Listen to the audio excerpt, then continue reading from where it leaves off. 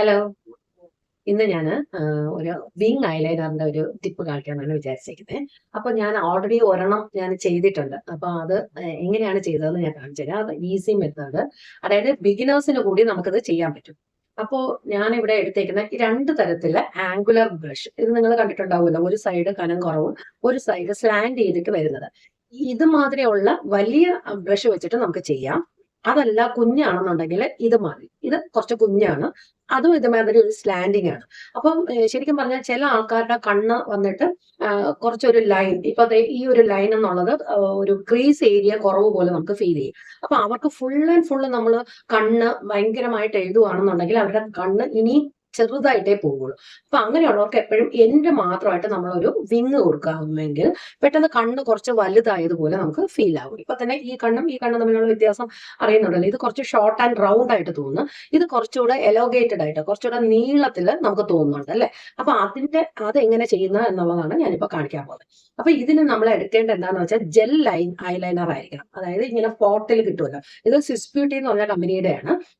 അപ്പൊ ഇതാണെങ്കിൽ മാത്രമേ ക്രീമി ആയിട്ട് ഇരിക്കുള്ളൂ. അപ്പൊ ആ ക്രീമി ടെക്സ്ചറാണ് നമുക്ക് ഇങ്ങനത്തെ ഒരു കാര്യത്തിന് ആവശ്യം.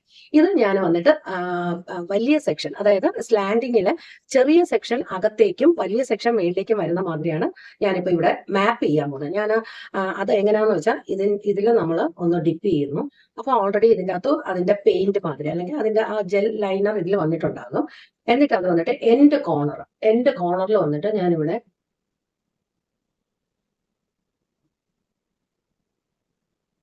കണ്ടല്ലോ, ഞാൻ ഇങ്ങനെ ഒരു മാപ്പ് കൊടുത്തിട്ടുണ്ട്.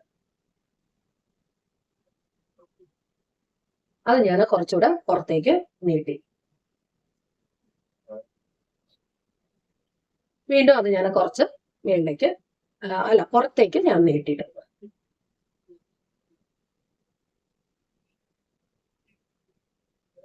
ഇനി അതിന്റെ മേളിലത്തെ ആ ഒരു എൻ പോർഷനെയാണ് ഞാൻ അകത്തേക്ക് എടുക്കുന്നത്. ഇതിന്റെ ഇടയിൽ ഒരു ഗ്യാപ്പ് നമുക്ക് ഫീൽ ചെയ്യുന്നുണ്ടെങ്കിൽ ആ ഗ്യാപ്പിനെ നമ്മൾ ഇതിലുള്ള പ്രോഡക്റ്റ് വെച്ചിട്ട് തന്നെ ഫിൽ ചെയ്യുക. ഇത് നമുക്ക് എന്നിട്ട് രണ്ടും ഡിഫറൻസ് ആയിട്ട് തോന്നുന്നുവെങ്കിൽ ഏകദേശം ഒരു മിഡിൽ വരെ ഇത് വരേണ്ടതുള്ളൂ.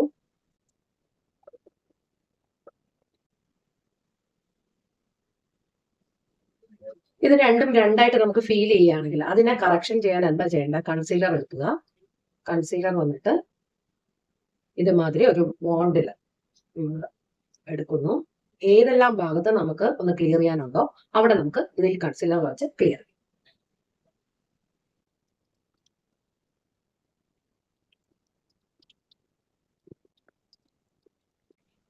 അപ്പൊ കണ്ടോ, ഇപ്പൊ അതേ രണ്ട് സൈഡിലും എൻഡ് മാത്രമായിട്ടാണ് ഞാനൊരു വിങ് കൊടുത്തേക്കുന്നത്. അതിന് നമ്മൾ യൂസ് ചെയ്ത ബ്രഷ് ഈ ആംഗുലർ ബ്രഷ്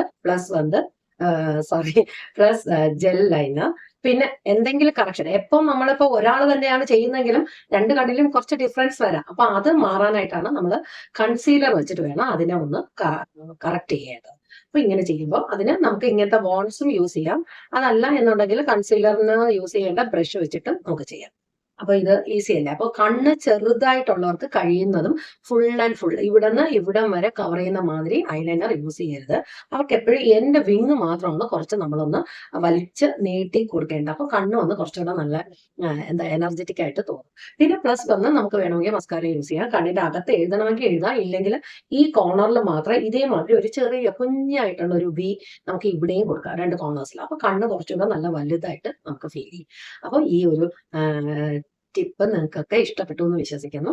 വീണ്ടും അടുത്തൊരു വീഡിയോ ആയിട്ട് ഞാൻ വരുന്നതായിരിക്കും.